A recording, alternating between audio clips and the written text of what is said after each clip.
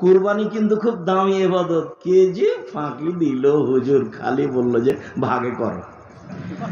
আবার কে বলছে ভাগে চলবে না, এমন ঝাঁকি মারছে।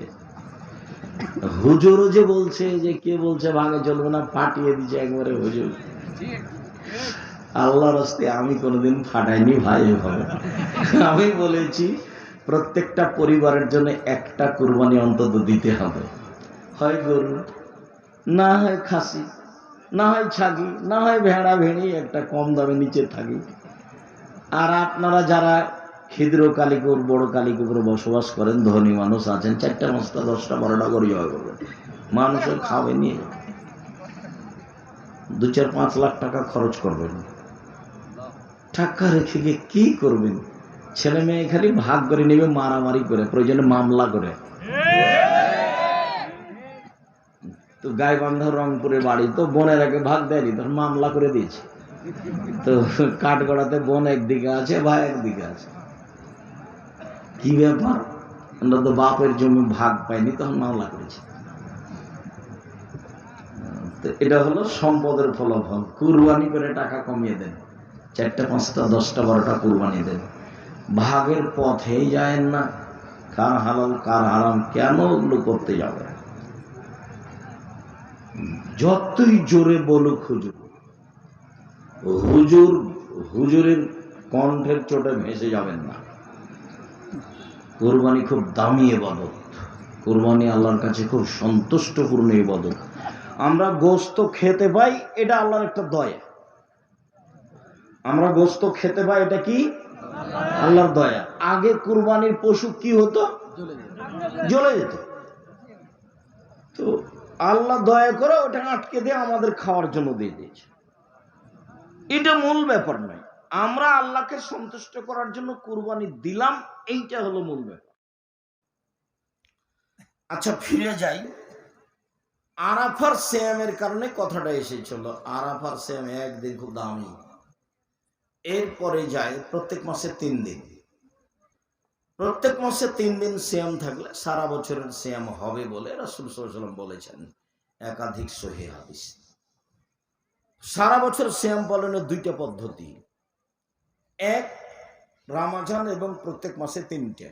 রমজান এবং প্রত্যেক মাসে 3টে, তাহলে কি হবে? সারা বছরের সিয়াম পালনের নেকি হবে। আরেকটা পদ্ধতি, এটা সহজ। আগে যেটা বললাম সেটা একটু ভারী, এখন যেটা বলছি সেটা সহজ। কি? মান সামা রমাদানা সুম্মা আতবাহু সিত্তান মিন শাওয়াল কানা কা সিয়ামিদ দাহরে। কেউ যদি রমজানের সিয়াম থাকে আর শাওয়ালের 6টা থাকে, তাহলে সে সারা বছরের সিয়াম থাকলো। এই 6টা শুরু করতেন জুমার দিন থেকে, রমজানের সাথে লাগিয়ে দিয়েছে। কে নাকি ফতোয়া দিয়েছে একটা একটা করে ছেড়া ছেড়া করতে হবে। ওরা নগদ মিথ্যা কথা।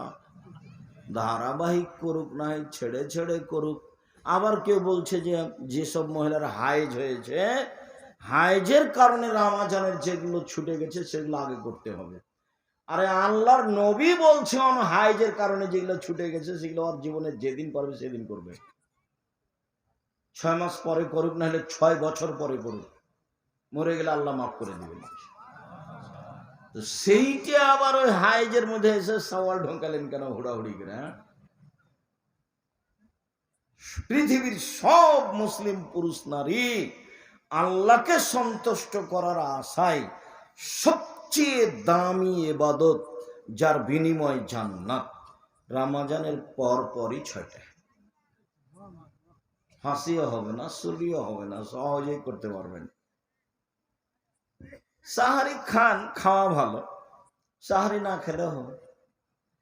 আমি তো ছাত্র জীবনে যখন একদিন সিয়াম থাকতাম, একদিন এমনি থাকতাম, একদিনও সাহারি খাইনি। খাওয়া ভালো, কিন্তু সাহারির ব্যবস্থাই তো নাই। আর ওই অভ্যাসটা থাকার কারণে এখনো অত ওই সাহারির পরে হিসাব করা যায় না। বাস সিয়াম থাকার যেদিন সেদিন থাকলাম, আল্লাহ ভরসা। তো বলছিলাম, এবাদতের জগতে সবচেয়ে দামি এবাদত সিয়াম, যার সমপর্যায়ের পৃথিবীতে কোনো এবাদত নেই। মর্মে সারা বছর সিয়াম পালনের দুইটা পদ্ধতি বললাম, একটা একটু ভারী আর একটা একেবারেই সহজ। বলেন তো একটু ভারী কোনটা? প্রতি মাসে 3টা, আর রমজান, এ হলো সারা বছর। আর একেবারেই সহজ কোনটা? রমজান আর শাওয়ালের 6টা। আপনাকে আমি অনুরোধ জানাচ্ছি, উপস্থিত বৈঠকের মুসলিম বোন, এই মেয়ে, সারাদিন থেকে ঢং ঢং করে ল্যাংটা হয়ে ঘুরে বেড়াচ্ছ, এখনো ঘুরে বেড়াচ্ছ কেন? শরম হয় না তোমার? আপনাদের এদিকে নওগাঁয়ে, কালী, এইসব জায়গাতে জোহর থেকে বেটি ছেলেগুলো ঘুরে বেড়াচ্ছে কেন? আপনি ওর বাপ নন? আপনাকে খারাপ লাগে না কেন? এটা আপনার একটা অযোগ্যতা। আপনি বাপের একটা ক্ষমতা দেখাবেন, মেয়ে তো আপনার, জবাব তো আপনাকে দিতে হবে। এটা আপনি বুঝতে চাচ্ছেন না কেন? খালি শুনেই থেকে যাচ্ছেন কেন?